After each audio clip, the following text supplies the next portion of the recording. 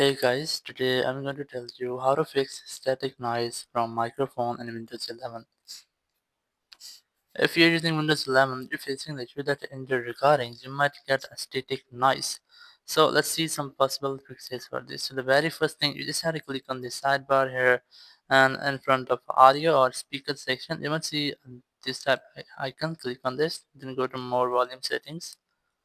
And now here, just scroll down and look for the option of more sound settings. Just click on this and then click on recording. And here you must see your connected mic. So I'm using this one. Just right click on this, go to properties, and in properties go to advanced.